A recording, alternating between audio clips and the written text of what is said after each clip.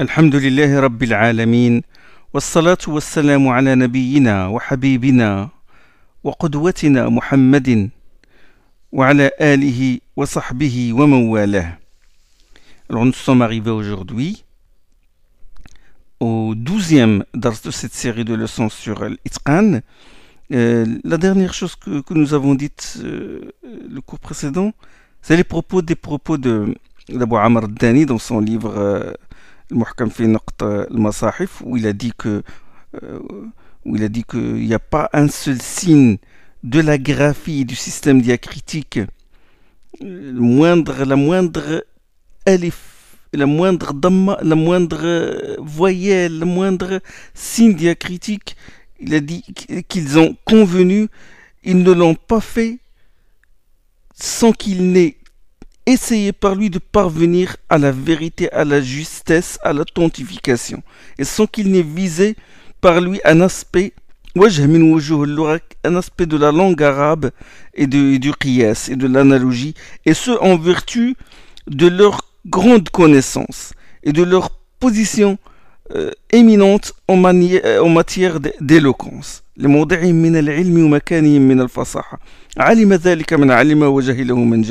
connaît celui qui le connaît, il ignore celui qui l'ignore.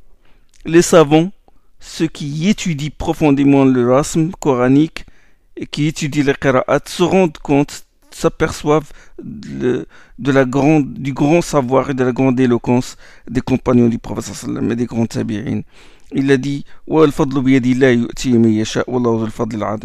la faveur est dans la main d'Allah, il l'accorde à qui il veut, et Allah est celui qui détient la faveur immense. Donc ça, c'est une réfutation de ce qu'a dit Ibn Khaldun, à savoir qu'ils n'étaient pas rigoureux dans leur écriture et qu'ils n'avaient pas atteint l'art de la graphie et de ceux qui excellent dans ce domaine. Non, c'est une réfutation. Donc ce propos d'Ibn Khaldun est que les orientalistes, beaucoup de pseudo-intellectuels adoptent, est rejeté, il est réfutable par les grands savants de la qira'a, les grands savants du rasm usmani. D'ailleurs, l'une des conditions de l'acceptation d'une qira'a est sa conformité à la graphie du mushaf usmanien. Ça, on va le voir, Inch'Allah. La première condition, c'est le tawatur. C'est-à-dire que la qira'a doit être rapportée par une multiplicité de chaînes d'autorité qui remontent aux compagnons. La deuxième condition est celle-ci, c'est-à-dire la conformité au rasm usmani. Puis la troisième condition, c'est la conformité à la langue arabe. La qira'a de Asim, riwayat Hafs, que vous lisez aujourd'hui, n'a été adoptée qu'après qu'elle ait rempli ces trois conditions. Pareil pour Qira'at Hamza, pareil pour Kisa ibn Kathir al-Makki, le Nafi' et d'autres. Toute la communauté est unanime sur ces Qira'at du fait de leur conformité à la graphie du Mus'haf de Uthman. Vous savez, je vais vous donner un exemple, Inch'Allah, qui vous rapproche le sens. La graphie du Mus'haf uthmanien, c'est comme je peux l'assimiler au programme d'un ordinateur.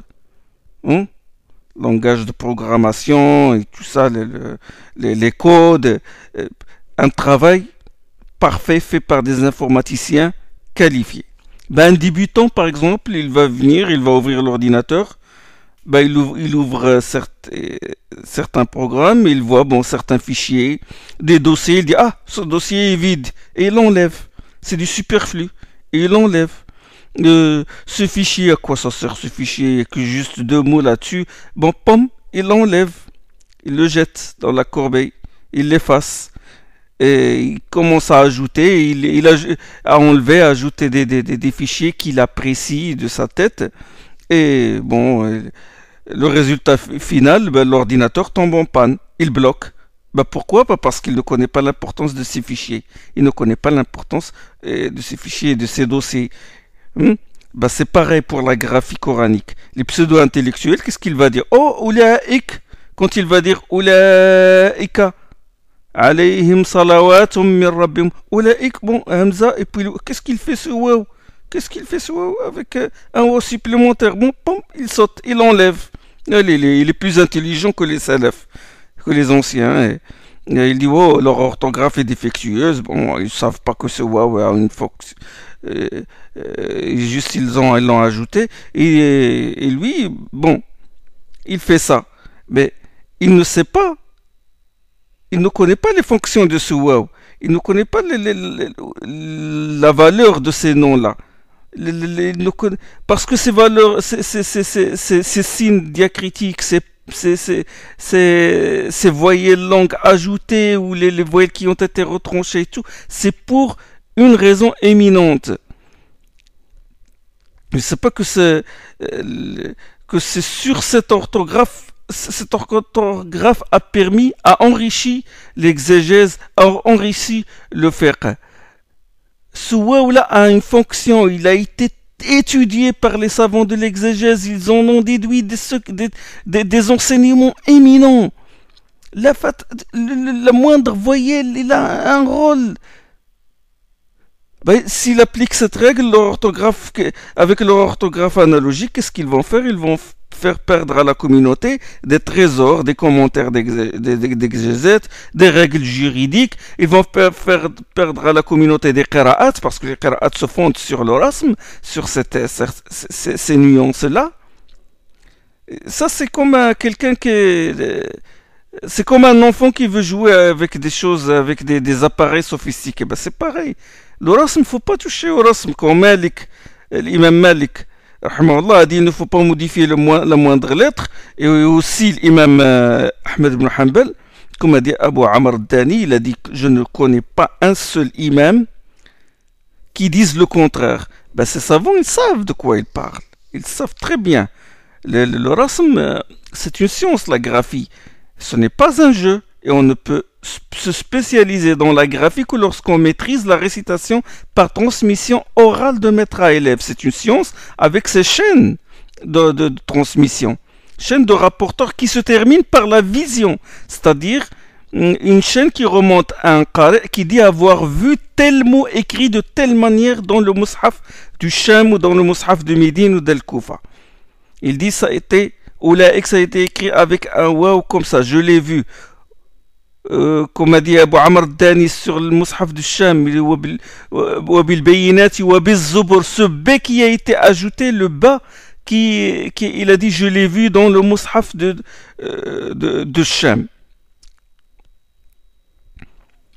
Donc, ça, comme j'ai dit, l'orasme se base sur une chaîne d'autorité. Et d'habitude, les Qurra, ils transmettaient à leurs disciples la qira'a avec ses nuances phonétiques et ses ahraf comme ils les avaient reçus des compagnons, radiallahu anhum, et en même temps, ils leur transmettaient la graphie, c'est-à-dire l'orasme. Comment la graphie du mushaf de Médine est parvenue, par exemple, aux Marocains, ou les Algériens, les Mauritaniens, les Maghrébins en général. C'est Al-Ghazi ibn Qais, qui est mort en 199 de l'Hégire, grand cheikh de Cordoue, de l'Espagne musulmane, Cordoba. C'est lui, il introduit le rasm, la graphie du mushaf de Médine au Maroc et en Algérie. Il l'a introduit d'abord en Espagne, puis ça a été amené au Maroc et en Mauritanie et en Algérie. C'est lui, la graphie du mushaf de Médine a été introduite par Ghazi ibn Qais. Et il a introduit aussi le Muwatta de l'imam Malik. Malik, il a reçu la qira'a de Nafi'. Nafi' ibn Nu'aym, et Nafi' a adopté le madhab de Malik. Des livres ont été écrits sur le rasm, sur la graphie, comme Hija Sunna al-Ghazi ibn Qais. Subhanallah, chaque aspect du Coran, comme a dit Suyuti au début de son livre L'Itqan, le Kitab Coran Mufajjir al-Ulum, c'est lui qui a fait exploser, qui a fait jaillir les sciences. Le rasm, il existe des sciences pour le rasm. La phonétique des sciences sur ça sont apparues. Subhanallah. Richesse du Coran. Le potentiel, cette énergie que porte le Coran lui-même, puisqu'il est divin, il vient d'Allah subhanahu wa ta'ala. Il est normal qu'il soit lu de différentes manières, parce que c'est un livre béni. J'ai dit des livres ont été écrits sur le rasm, comme Hija Sunna al-Ghazi ibn Qais, dont je viens de te parler, qui a introduit le rasm de Médine, du Mus'haf de Médine au Maroc, et en Andalus, en Espagne musulmane, Mauritanie et en Algérie. Et le Kitab al-Hija, c'est l'un des plus anciens livres perdus, des siècles, mais on en trouve une partie dans le Muqni' d'Abu Amr al-Dani. On trouve une partie du Kitab Hija al-Sunnah. Il y a Hija Masahif al-Amsar. Le Hija, c'est-à-dire Hija, ça veut dire l'alphabet. Hija Masahif al-Amsar, c'est d'Ahmed ibn Ammar. Kitab al-Hija de Mu'adh al-Juhani, bien sûr, le Muqni' fi Marsoum. Masahif al-Amsar, ça c'est d'Abu Amr al-Dani al-Andalusi, qui a beaucoup servi, on dit un grand service, subhanallah, à la communauté musulmane concernant les qira'at. Bon, nous reviendrons, Inch'Allah, au rasm quand nous arriverons au chapitre du Tadwin, Inch'Allah. Nous allons passer aux qira'at. Là, on chemine petit à petit vers les qira'at. Lecture. Nous allons passer aux qira'at et aux qurra que nous connaissons aujourd'hui, comme qira'at Nafi', Asim, Al-Kisa'i, Abu Amr, etc. Les 10 qurra selon lesquels la communauté musulmane récite le Coran, récite selon les règles de ces qurra-là. Le prophète sallallahu alayhi wa sallam a reçu la révélation d'Allah par l'intermédiaire de Jibril. Il dictait ce qu'il recevait aux scribes et leur apprenait oralement comment réciter le Coran. Et aussi réciter devant lui ce qu'il leur a appris. C'est bon? Il reçut le Coran selon 7 modes de formulation. Ahruf, les sab'at ahruf, nous en avons parlé. C'était une licence. Licence, l'a dit, Inna hada al-Qur'an unzila ala sab'ati ahruf faqra'u ma tayassara minhu. Ce Coran a été descendu selon 7 modes de formulation. Lisez ce qui vous est facile de réciter, ce qui vous est facile de réciter. Iqra'u wa la haraj, dans une autre version. Récitez sans vous gêner. Vous pouvez prendre de ce harf et de ce harf de la langue de Hudayl, de la langue de Azd Shanoua, de la langue de Tamim, de la langue de Quraysh ou d'autres langues. Donc, c'était une licence. Chaque compagnon, il apprenait le Coran selon un, deux, ou plusieurs ahraf.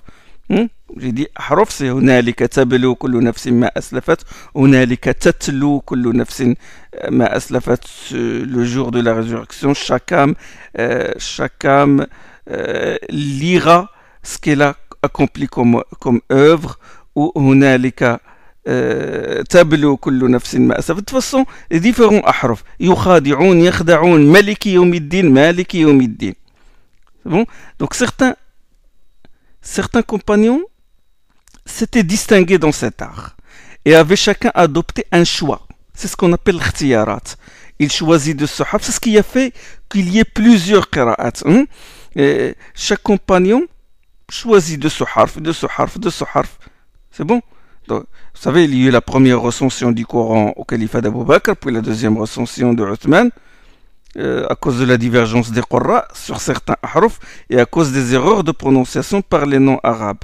Et là, le Uthman a mis par écrit les 6 ou 7 mushaf de référence et a envoyé chacun à une métropole pour trancher toute divergence. Ça, nous avons dit. Chaque mushaf envoyé à une ville correspondait à la lecture des habitants de celle-ci. Il y avait déjà les qurra parmi les compagnons et les tabi'in qui enseignaient le Coran aux gens. Donc, chaque compagnon connaît le Coran selon 1, 2, 3 ahruf, des modes de formulation, et les qurra étaient répartis partout dans le territoire musulman. Au Yémen, il y avait Mu'adh ibn Jabal, Abu Musa al-Ash'ari. En Syrie, il y avait Abu Darda.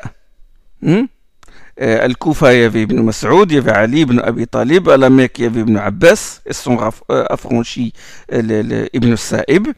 Et les qira'at de ces villes a été influencé par ces compagnons-là. Et de ces compagnons-là, beaucoup de tabi'in ont reçu les qira'at. Et se sont distingués. Suyuti les cite dans le 20e chapitre de son Itqan. النوع العشرين في معرفة حفاظه ورواته. Chapitre sur la connaissance des حفاظ, ceux qui ont mémorisé le Coran et ceux qui l'ont transmis. Donc ils se sont distingués. À Médine, il y avait Ibn al-Musayyib, il y avait Urwa, il y avait Salim, il y avait Omar ibn Abdelaziz, qui fut calife abbasside plus tard. Il y avait Mu'ad ibn al-Harith, il y avait Abdurrahman ibn Hurmuz, al-A'raj, Ibn Shihab al-Zuhri. Mecca, il y avait Ubayd ibn Umar, il y avait Ata ibn Abi Rabah, il y avait Taous, il y avait Mujahid ibn Jabr, Ikrima. Ça c'est Ibn Abi Mulaika, ça c'est l'école d'Ibn Abbas. Ça c'est les tabi'in, je ne parle pas de compagnons, ça c'est les tabi'in, la génération suivante. C'est Madrasat Ibn Abbas. Le Koufa, il y avait Alqama, il y avait Masrouq, il y avait Amr ibn Shurahbil, il y avait le Harith ibn Qais, il y avait Rabi' ibn Khaytham, il y avait Abu Abdurrahman al-Sulami. Abu Abdurrahman al-Sulami fut même le premier qui a fait réciter aux gens le Coran qu'Uthman a recensé. C'est le premier qui réunit les gens dans la mosquée, le Masjid al-Adam, dans une mosquée de Koufa, et il l'a fait réciter, il apprenait le Coran selon le Mus'haf de Uthman durant 40 ans. Abu Abdurrahman al-Sulami, riwayat Hafs an Asim, ça remonte à Abu Abdurrahman al-Sulami. Zar ibn Hubaysh, le disciple d'Ibn Mas'ud et d'autres compagnons, Sa'id ibn Jubair, l'imam al-Nakhai. Al-Basra, il y avait le grand tabi'i Abu al-Aliya, il y avait Abu Raja, Nasr ibn Asim, et Yahya ibn Ya'mur. Nasr ibn Asim et Yahya ibn Ya'mur, ce sont eux qui ont mis le système diacritique, les points, nuqat al-i'jam, c'est-à-dire les points qui distinguent le bas du ta du tha. Ce sont les disciples d'Abu al-Aswad al-Du'ali. Abu al-Aswad al-Du'ali, c'est lui qui a introduit les points diacritiques de l'I'rab, c'est-à-dire qui désignait les voyelles courtes. La damma, la fatha, la kasra. Mais lui, il l'a mis sous forme de points. C'était au début sous forme de points. Ce n'est que plus tard, à l'époque des Abbasides, Khalil Farahidi, qui a transformé ces points-là en damma et en fatha que nous connaissons, le petit waw et puis le alif qui est horizontal et la kasra qui est le trait qui est en bas du tracé graphique. Yahya ibn Ya'mur. Hassan al-Basri, bien sûr, al-Basra, il est connu par le grand imam Hassan al-Basri, Ibn Sirin, bien sûr, le disciple d'Abu Huraira, Qatada et d'autres. Sham, la Syrie, Mughira ibn Abi Shahab al-Makhzoumi, c'est le disciple de Uthman ibn Affan. Khalifa ibn Sa'd, c'est le disciple d'Abu Darda. Et puis, Suyuti, il a cité ces noms-là, et il a dit, des gens se sont consacrés à cet art et ont soigneusement maîtrisé les nuances et les règles de la qira'a, c'est-à-dire la phonétique et graphique, jusqu'à ce qu'ils devinrent des imams auxquels les gens se réfèrent et font de longs voyages pour arriver jusqu'à eux pour profiter de leur savoir. Donc, de ces gens-là, bon, c'est parmi ces gens-là, parmi leurs disciples, ou parmi ces gens-là même, il y a des Qurra qui se sont distingués, hein? Ils ont maîtrisé les nuances phonétiques, ils ont été excellents dans cet art-là. Ils se sont distingués, ils sont devenus célèbres par leur connaissance, par leur savoir, leur éloquence. Parmi ces grands savants, à Médine, ils se sont distingués Abu Ja'far, Yazid ibn al-Qa'qa', ثم شيبة بن نصح, ثم نافع بن أبي نعيم. Abu Ja'far, Yazid ibn al-Qa'qa', ثم شيبة. Abu Yazid, il est mort en 130 de l'Hégire. Puis Shayba ibn Nassah, il est mort aussi dans la même année, 130. Nafi' ibn Abi Nu'aym, il est mort en 169 de l'Hégire. Abu Ja'far Yazid ibn al-Qa'qa', c'est même le cheikh de Nafi'. Et Shayba aussi. Et Nafi' qui est connu, le Qari Nafi', l'un des 10 Qurra. Abu Ja'far, c'est l'un des 10, mais Nafi' c'est l'un des 7. Ça, je vais l'expliquer, Inch'Allah. Nafi', les élèves, Warsh et Qaloun, bien sûr. Mecca, il s'est distingué Abdullah ibn Kathir, qui est mort en 120 de l'Hégire. Et Humayd ibn Qais al-A'raj et Mohammed ibn al-Muhaysin, il avait sa qira'a, sa propre qira'a. Mohammed qira'at ibn al-Muhaysin. Al-Koufa, c'est Yahya ibn Wathab, et puis Asim ibn Abi Najoud. Yahya ibn Wathab est mort en 103 de l'Hégire. Asim ibn Abi Najoud, il est mort en 129 de l'Hégire. Qira'at Asim, la qira'a que vous lisez souvent en France, c'est qira'at Asim, qui est mort en 120. Et on dit Asim ibn Abi Najoud parce que certains ils ne prononcent pas bien Najoud, ils disent Noujoud ou Najouad. Non, c'est Najoud, c'est comme ça que ça. Asim ibn Abi Najoud, Sulayman al-A'mash, et Hamza Zayat qui est mort en 156, qira'at Hamza, et le Kisa'i, il est mort en 189, il avait sa qira'a aussi. Sa qira'a était recensée et fixée. Al-Basra, il y avait Abdullah ibn Abi Ishaq, Isa ibn Omar, Abdullah ibn Abi Ishaq, Isa ibn Omar et Abu Amr ibn al-Ala. Abu Amr ibn al-Ala qui est l'un des 10 Qurra. Il est mort en 154 de l'Hégire. Il y avait Asim al-Jahdari aussi, il y avait Yaqub al-Hadrami. Au Sham, il y avait Abdullah ibn Amir. Sham, Abdullah ibn Amir, c'est qira'at Abdullah ibn Amir, l'un des 7. Et Atiyya ibn Qais al-Kilabi. Il y avait aussi Ismaïl ibn Abdullah ibn al-Muhajir, Yahya ibn al-Harith al-Dimari et d'autres.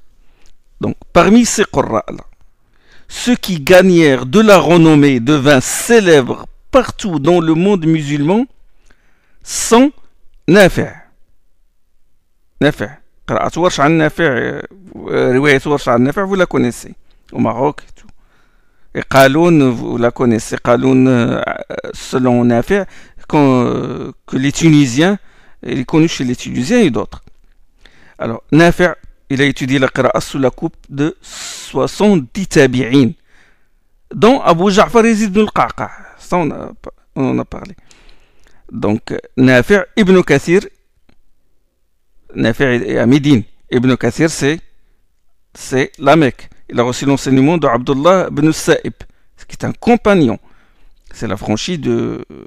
Ou un compagnon. La franchise d'Ibn Abbas, je crois. Abu Amr, il a reçu l'enseignement des Tabi'in aussi. C'est la génération qui a connu, qui a vu les compagnons. Ibn Amir a été le disciple d'Abu Darda, aussi disciple de Uthman.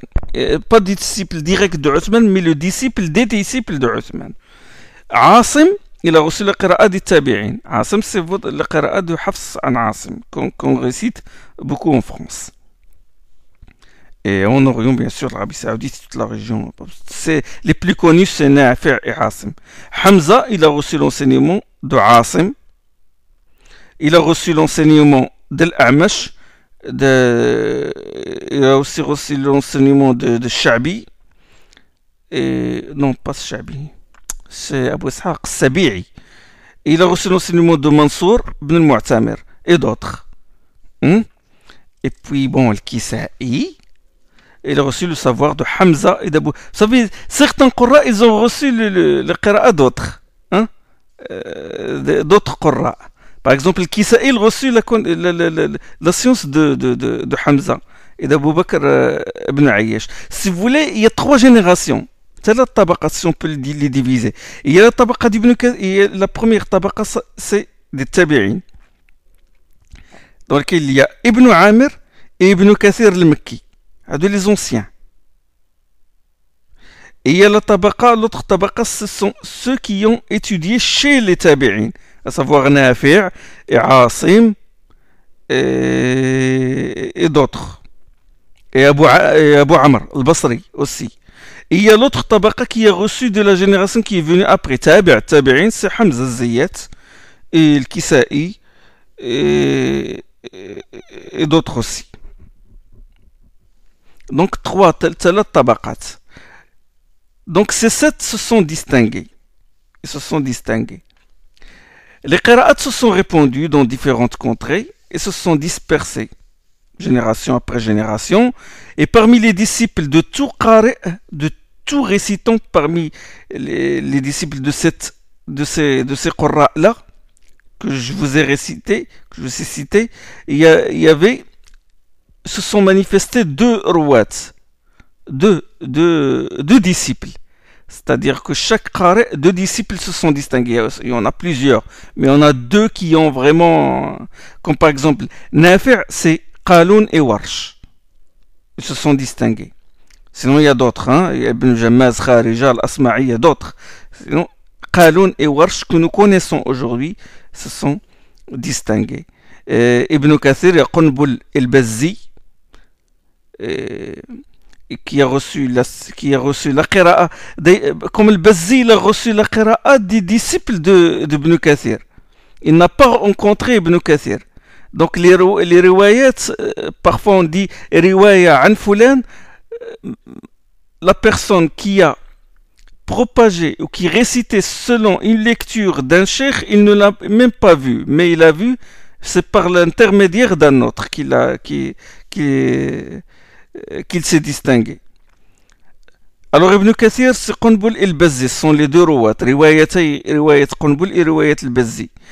ابن أبي عمرو البصري الدوري استغفر الله الدوري السوسي ابن عامر هشام ابن ديكوان, ce sont ces deux riwayats qui ont transmis le savoir, la qira'a d'Ibn Amir. Asim, il y a Abu Bakr ibn Ayyash et Hafs. Abu Bakr c'est Ibn Ayyash, c'est Shu'ba. Les deux riwayat Shu'ba an Asim et riwayat Hafs an Asim. Vous lisez en France riwayat Hafs an Asim. Hamza et Khalaf wa Khalad sont eux qui ont transmis sa qira'a. Le Kisa'i, Douri et Abu al-Harith. Douri et Abu al-Harith. Douri, celui qui a transmis la qira'a d'Abu Amr, il a transmis aussi la qira'a de l'Kisa'i. C'est bon? Donc, les tabi'in,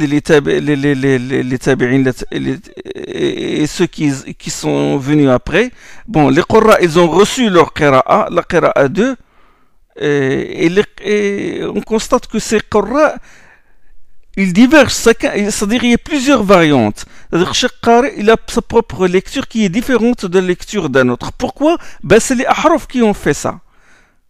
Et parfois le qari, comme le Kisa'i ou Nafi', il a ce qu'on appelle l'khtiyarat. Exemple, Nafi', il a dit j'ai examiné les qira'at des tabi'in. Vous savez, Nafi' il a reçu les qira'at de 70 tabi'in. 70. C'est-à-dire, vous imaginez combien de fois il a fait le khatma du Coran, il a terminé du début jusqu'à la fin avec les nuances phonétiques et les moindres voyelles, il les a récitées des tabi'in. Et il a étudié chez eux. Chaque fois, il lui corrige ça, il a reçu la qira'a de 70 tabi'in. Et qu'est-ce qu'il a fait? Il a dit, quand je vois que deux tabi'in ont en commun une lecture, ben, qu'est-ce que je fais? Je l'adopte. Et quand je vois qu'un tabi'i se distingue par une seule lecture, je ne la prends pas. C'est ce qu'a dit Nafi'. Donc il a un choix. C'est-à-dire il choisit parmi les ahruf de celui-ci, de celui-là, et après jusqu'à ce qu'il se forme, jusqu'à ce qu'il ait une qira'a à lui seul, c'est-à-dire une qira'a personnelle.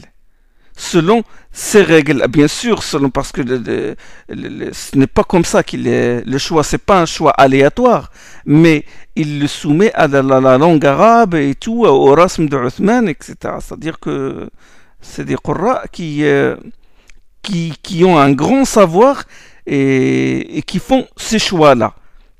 C'est-à-dire ils choisissent parmi les ahruf ceux qui conviennent à la langue arabe, à l'éloquence, etc. D'accord? Ou il choisit la langue de Hudayl, et de Bani Tamim et d'autres. Excusez-moi. Donc, c'était ce qu'on appelle, les savants du Qur'an appellent ça l'ikhtiyarat. Et c'est ce qui fait que les Qur'an divergent. Les Qur'an se sont multipliés. Donc ceux-là sont distingués, mais les Qur'an, mais il y avait beaucoup d'autres. Et les Qur'an se sont comme j'ai dit, multipliés, se sont répandus dans le territoire musulman. Et là, les fausses qira'at, les fausses lectures commencent à s'immiscer dans les lectures. coranique. Et certains récitent le Coran à leur manière. Il y avait les fausses, les erreurs de prononciation. Et là, les savants de la Oumma réagirent. Subhanallah, chaque fois qu'il y a un problème, une fitna et tout, ils réagissent. Concernant le Coran, chaque fois qu'ils sentent que le Coran est menacé, ben ils réagissent. Et là, bien sûr, même la sunna et tout, chaque fois qu'ils voient un faux hadith, ils réagissent.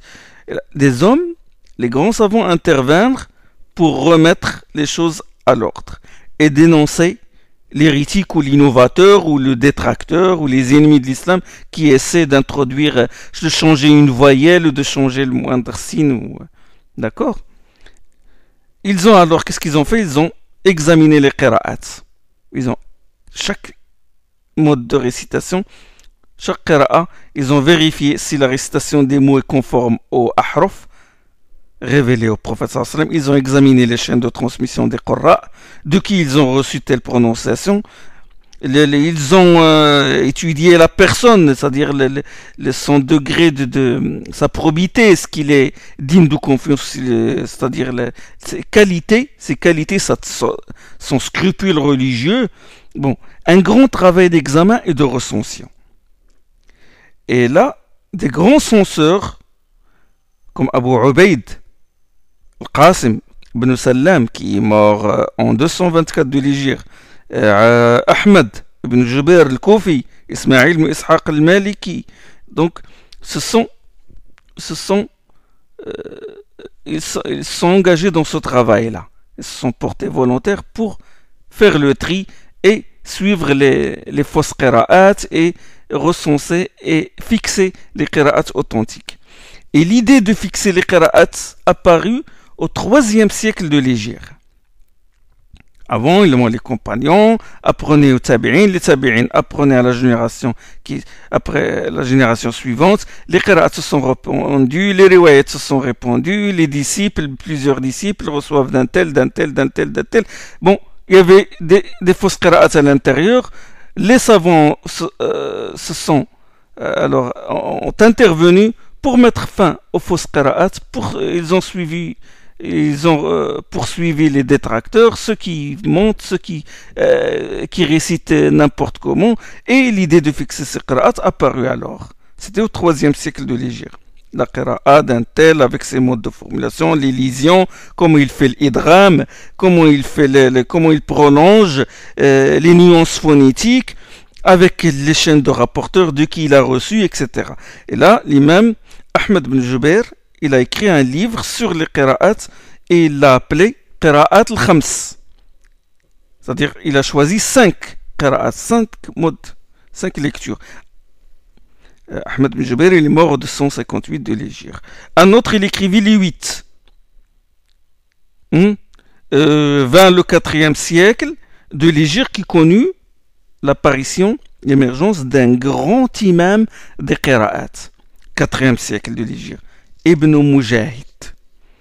Ibn Mujahid, il est venu à une époque où les qira'at se sont multipliées. Il y a eu des confusions au sein du même qira'at, des qurra qui ne sont pas dignes de foi apparurent. Qu'est-ce qu'il a fait? Il a fait le tri. Il a trié les qira'at dans les grandes villes auxquelles les masahif othmaniens ont été envoyés. Sham, le Koufa, la Mecque, le Basra. Et son souci, c'était quoi? C'était de préserver les qira'at authentiques. Parfois, il y a même un qari qui est digne de foi, mais le problème, c'est dans ceux qui ont transmis sa qira'at. Ils disent, nous récitons selon Asim, nous récitons selon le Kisa'i, mais ils récitent n'importe quoi. Qu'est-ce qu'il a fait? Il a commencé à faire ce travail de recension, de vérification des vrais qira'at, et ceux qui l'ont transmis, ces qira'at, il a cherché à connaître leur qualité, est-ce qu'ils sont dignes de foi, et il a fait un grand travail, et ce fut lui qui a fixé les 7 qira'at dans son livre Kitab al-Sab'a. Il les a choisis parmi plusieurs autres qira'at. Ce sont ces 7 qira'at qui ont été retenus par la communauté jusqu'à aujourd'hui. Bien sûr, à ces 7 furent ajoutés 3 autres, dont je vais parler, Inch'Allah. Il a dit dans son livre Sab'a, ce livre éminent, vraiment. Il a cité les biographies des 7 Qurra, Nafi', Asim, Al-Kisa'i, Abu Amr ibn Amir et les autres. Ibn Kathir al-Makki. Il a cité les biographies de ces Qurra, leur qualité. Il a parlé de leur qualité, de leurs scrupules. Il a parlé de leurs shuyukh, leurs disciples, les chaînes de transmission entre lui-même. Il a dit Hadi Asanidi, les chaînes de transmission entre lui et chaque qari. Asanid qira'at Nafi', Asanid qira'at Asim, les chaînes. C'est pas qu'il a lu ça dans un livre. Non, c'est la chaîne de transmission. Puisque lui, il est apparu au 4e siècle de l'Hégire et les autres c'était vers le 2e siècle de l'Hégire, entre le 2e et le 3e. Donc il y a un siècle entre eux. Et ce siècle-là, bon, il a comblé par la transmission orale, c'est-à-dire il a pris de leurs shuyukh les qira'at de chacun. Il a pris des shuyukh qui sont dignes de confiance. Donc il a dit voilà ma chaîne de transmission qui va de moi jusqu'à Nafi', qui va de moi jusqu'à Al-Kisa'i. Mais il a fait ça, il a fait un grand travail de recension. La méthode suivie par chaque qari, la différence entre eux dans chaque sourate, un travail minutieux. L'imala, il dit Hamza, il fait l'imala ici, il ne le fait pas ici. Nafi' sur le hamz, le mad du hamz, le mad du mim al-jama', comment il se fait dans chaque alayhim quand le mim du jama' précède le hamza, il la prolonge, l'autre il ne la prolonge pas. Et tout ce travail là avec chaque mot, chaque lettre avec sa chaîne de transmission. C'est-à-dire, il y a un travail énorme, travail minutieux. Il a dit dans son livre, il a dit parmi ceux qui retiennent le Coran, ceux qui ahfazun kitab Allah, il y a le savant au sujet des langues, des significations des mots, des diverses formes de lecture, des lectures défectueuses. Il connaît la syntaxe désinentielle et les données traditionnelles, c'est-à-dire la transmission orale du shuyukh. Il a dit celui-là est l'imam auquel il faut recourir en toute hâte. Hada qari. Wajab al-faza'u ilayh. Savant connaît la langue, il connaît la syntaxe, il connaît les lectures qui sont authentiques et les lectures défectueuses. Il a rapporté ça selon des chaînes de transmission. Alors là, c'est le qari, c'est l'imam. Ça, c'est le premier catégorie de gens. Il a dit il y a celui qui parle l'arabe sans erreur de prononciation. Il a dit la yulhin. C'est-à-dire les terminaisons, il les fait comme il faut. Waqala Allahu, il ne se trompe pas, il ne dit pas Waqala Allah, c'est-à-dire dans les terminaisons, c'est ce qu'on appelle surtout le lahn. Il fait pas le nasb au lieu de rafa', c'est-à-dire il fait pas la damma au lieu de la fatha au lieu de la damma, il inverse pas les voyelles courtes. Il a dit il y a celui qui parle l'arabe sans erreur de prononciation des terminaisons, sans lahn. Il récite le Coran selon son accent, son idiome. Il ne peut pas changer sa manière de prononcer. Il est bloqué, c'est-à-dire quelqu'un qui c'est sa langue maternelle, il la récite. Il a dit ça, c'est comme les bédouins arabes. Ils ne se trompent pas de prononciation, mais ils sont bloqués, c'est-à-dire ils ne connaissent qu'un seul mode de prononciation. C'est la deuxième catégorie. Il a dit il y a celui qui ne fait que répéter la qira'a qu'il a entendue. Il ne connaît ni les arabes, il ne connaît pas la syntaxe désinentielle, il ne connaît ni la langue arabe. C'est un hafiz, c'est un mémorisateur. Il a appris ça comme ça. Il a dit il peut lui arriver d'oublier et réciter en commettant des erreurs de prononciation. C'est-à-dire il ne connaît pas les règles.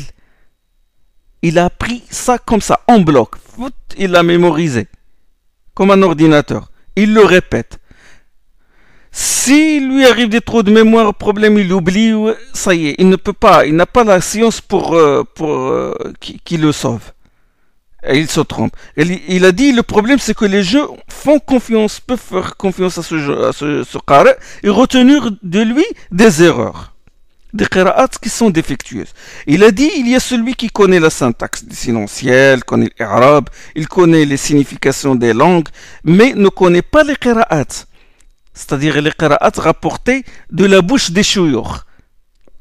Il a dit, il peut réciter le Coran selon un harf qui est accepté par la langue arabe, mais personne n'a récité de cette manière. Il a dit, celui-là est le mubtadi'. Il a dit, c'est grave. Pourquoi?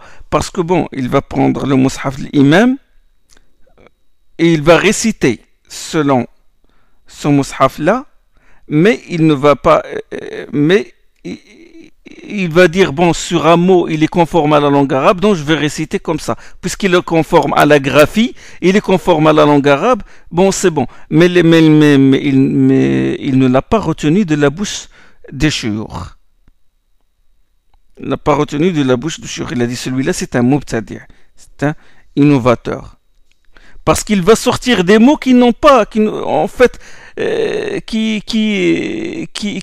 font pas partie du Coran. Il a juste travaillé la graphie, il a adopté le mot à la graphie coranique et sans transmission orale, sans de qui tu as reçu ce mot, comme par exemple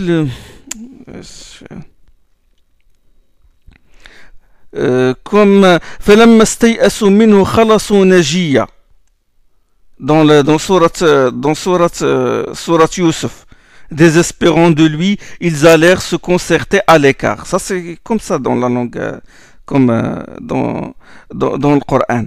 Najiya, Najiya, ça s'écrit le noun, le rasm. Ça, c'est je vous dis dans le mushaf de Uthman, avec le ductus, le tracé du noun, ou du ha, ou du jim, et puis le ya et le alif.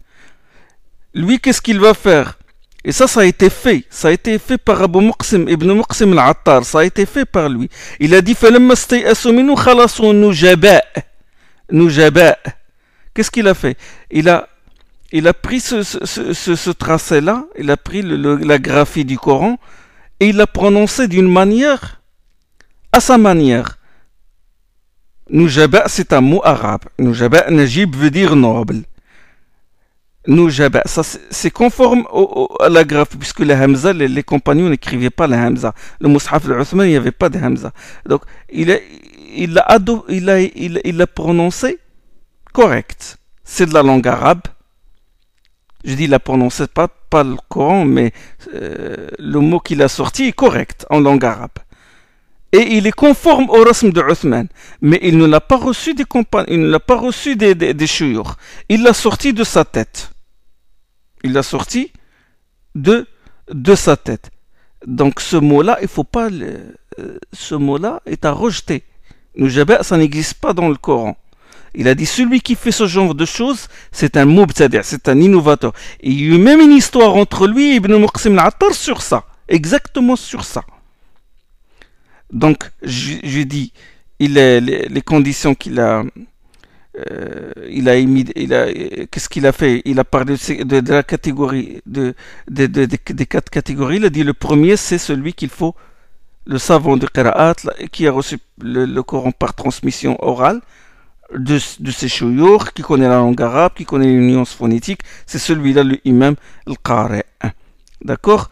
Et il s'est imposé, il a imposé des conditions pour l'acceptation d'une qira'a. Il a imposé des conditions pour l'acceptation de qira'a. En fait, il n'a pas déclaré clairement ces conditions, mais les savants les ont déduites.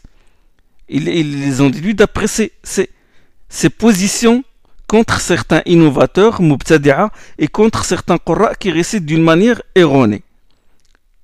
La première condition pour qu'un qira'a soit accepté par lui, et il a été accepté par toute la communauté, alhamdulillah, ijma', la première condition, la qira'a doit être authentique du point de vue de sa chaîne d'autorité. Sanad, c'est-à-dire transmise par les compagnons à leurs disciples, puis par ces derniers à leurs disciples, et la chaîne continue jusqu'au qari'. Et tous les rapporteurs doivent être dignes de foi compétents, connus par tout le monde pour leur récitation correcte. C'est-à-dire connus comme des récitants. Cette transmission orale de maître à élève, ça c'est... je vous ai dit qu'il y a eu un problème entre lui et Ibn al-Muqsim al-Attar, qui est mort en 354 de l'Hégire. Ibn al-Muqsim al-Attar, c'est un imam en langue arabe, mais il a fait un ijtihad personnel. Qu'est-ce qu'il a dit? Il a dit, il a dit toute qira'a qui est, ou lecture, quand je dis qira'a, c'est lecture d'un mot. Il a dit toute lecture d'un mot qui a un sens en langue arabe et que la graphie du mushaf othmanien accepte, il est permis de le réciter dans la prière. Même si cette qira'a n'a pas de chaîne de rapporteur qui remonte aux compagnons. Et même si personne ne l'a récité de cette manière auparavant. Et Ibn Mujahid, je vous ai donné l'exemple. Lui, il récitait de cette façon. Dans Surat Yusuf, lui, il dit il a sorti un mot, il est conforme à la graphie arabe, il est accepté par la langue arabe, c'est un mot en arabe, nujaba, c'est le pluriel de najib, et il a dit, je l'adopte. Il a fait un ijtihad personnel. Ibn Mujahid, qu'est-ce qu'il a fait? Il a porté son affaire aux autorités. Et un procès fut ouvert en présence des qadis, des qudats, des juges et des qurra. Et Ibn al-Muqsim déclara son repentir, tab, et renonça à sa bid'a. Et Ibn Mujahid, après, il intercéda en sa faveur auprès des autorités c'était à Bagdad, et la peine fut levée. Ça, c'est la première condition, sanad, la chaîne de transmission. La deuxième condition pour l'acceptation d'une qira'a, c'est que la qira'a doit être conforme à la graphie des mushaf de Uthman. Ça, c'est les conditions que Ibn Mujahid a imposées dans son livre Kitab Sab'a. Donc, pour que la qira'a soit acceptée, il faut qu'elle soit conforme à la graphie du mushaf de Uthman. Et là, il y a eu une autre histoire avec un des qurra, c'est Ibn Shanboud. Ibn Shanboud, il récitait le Coran selon une lecture marginale. Et il la faisait réciter aux gens. Il la récitait dans la prière aussi. Il récitait dans la prière bien qu'il ne soit pas conforme à la graphie de Uthman. Par exemple, il récitait Fas'aw ila zikrillahi wa dharul bay'. Il dit Famdu ila zikrillahi wa dharul bay'. Dans Surat al-Jumu'ah, Ya ayyuhalladhina amanu idha nudiya lis-salati min yawm al-jumu'ati fas'aw ila zikrillahi wa dharul bay'. Dans Surat al-Jumu'ah. Quand l'appel à la prière du vendredi s'annonce, alors accourez vers le zikr d'Allah subhanahu wa ta'ala et abandonnez tout commerce. Lui, il dit au lieu de fas'aw, il dit famdu ila zikrillah. Et aussi, وَتَجْعَلُونَ رِزْقَكُمْ أَنَّكُمْ تُكَذِّبُونَ. Dans Surat al-Waqi'a, lui, il dit وَتَجْعَلُونَ شُكْرَكُمْ أَنَّكُمْ تُكَذِّبُونَ. أَفَبِهَذَا الْحَدِيثِ أَنْتُمْ تُدْهِنُونَ وَتَجْعَلُونَ رِزْقَكُمْ أَنَّكُمْ تُكَذِّبُونَ. Lui, il récite وَتَجْعَلُونَ شُكْرَكُمْ. Cette lecture n'est pas conforme au mushaf de Uthman. Bien qu'il l'ait rapporté des shuyukh. Et là, sa chaîne, cette qira'a a sa chaîne de rapporteurs. Et comme par exemple, يأخذ كل سفينة غصبا وكان وراءهم ملك يأخذ كل سفينة غصبا. Dans Surat al-Kahf, il y avait un roi qui, pour ce qui est d'une وأما السفينة فكانت لمساكين يعملون في البحر وأما السفينة فكانت لمساكين يعملون في البحر وكان وراءهم ملك يأخذ كل سفينة غصبا. Pour ce qui est du navire, il appartient à des pauvres travailleurs de la mer. J'ai voulu l'endommager parce que derrière, il y avait un roi qui s'emparait par force de tout navire. وأما السفينة فكانت لمساكين يعملون في البحر فأردت أن أعيبها وكان وراءهم ملك يأخذ كل سفينة غصبا. يأخذ كل سفينة غصبا, lui il récitait يأخذ كل سفينة صالحة غصبة. Lui, il récitait, il dit, et il y avait derrière eux, il y avait un roi qui s'emparait par force de tout navire en bon état. Il a ajouté en bon état, salihatin, il l'a ajouté. Et cette qira'a existe, c'est-à-dire il a une chaîne, mais il n'est pas conforme au rasm de Uthman. كالعهن المنفوش, il récite lui كالصوف المنفوش. يوم يكون الناس كالفراش المبثوث وتكون الجبال كالعهن المنفوش. العهن ça veut dire la laine. Lui il récite كالصوف, un autre mot qu'on emploie pour désigner la laine. Sauf le manfouche. Et Ibn Mujahid, il essaya de ramener. Ibn Shanbouz a la raison. Il a dit il faut revenir. Faut pas lire de cette manière. Mais Ibn Shanbouz s'obstina et continua dans sa qira'a. Et Ibn Mujahid, il a intenté un procès contre lui auprès d'Abu Ali ibn Muqla, qui était vizir à l'époque. Et alors, Ibn Shanbouz comparut devant un jury composé de juges, de fuqaha et de qurra. C'était en l'année 323 de l'Hégire. Et il fut condamné à une peine de prison et reçut des coups de fouet. Et à la fin, il déclara son repentir. Il finit par se... des grands imams, mais ils lisent ils ont une lecture défectueuse. Et subhanallah, Ibn Mujahid s'est dressé contre eux. C'est-à-dire sur le terrain et aussi dans sa recension, dans sa recherche des asanides. Donc ça, c'est la deuxième condition. La troisième condition, c'est qu'il faut que la qira'a soit conforme à la langue arabe. Pas forcément la langue arabe éloquente, c'est-à-dire des mots employés en langue arabe. Cette condition se fonde d'ailleurs sur le Coran. Inna anzalnahu Qur'anan arabiyyan la'allakum ta'qilun, comme a dit Allah subhanahu wa ta'ala dans Surat Yusuf. Nous l'avons fait descendre en forme de Coran arabe. Et il a recensé ces qira'at et il a conclu qu'elles remplissent ces conditions. Et ils sont les plus authentiques. Il a mis en valeur ces qurra et a exposé leurs qira'at, c'est-à-dire les 7, leurs qira'at. Il a exposé leurs qira'at aux grands savants. Il a dit voilà.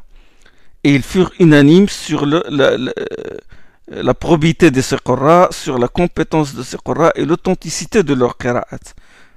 Cela ne veut pas dire qu'ils rejettent les autres qira'at. En aucun cas dire qu'ils rejettent, mais ces qira'at sont les plus authentiques, les 7. C'est vrai que beaucoup de gens ont fait la confusion entre les 7 ahruf et les 7 qira'at. Mais Ibn Mujahid, même des savants, ils ont reproché à Ibn Mujahid le fait qu'il fixe à 7. Et Ibn Mujahid ne l'a pas fait exprès. Sa recension l'a mené à fixer 7 qira'at. Il n'est pas responsable des erreurs d'autrui. Bien sûr, d'autres savants sont venus après Ibn Mujahid pour recenser 8 qira'at comme Ibn Ghalboun, le Hanbalit. C'était en 399 de l'Hégire dans son livre At-Tadhkira. Il y en a qui ont recensé 10 comme Nasr ibn Abdelaziz, le Farisi, dans son livre Al-Jami' et aussi 10 par Al-Hassan al-Baghdadi. Il y en a même qui ont recensé 13 et même 15 qira'at.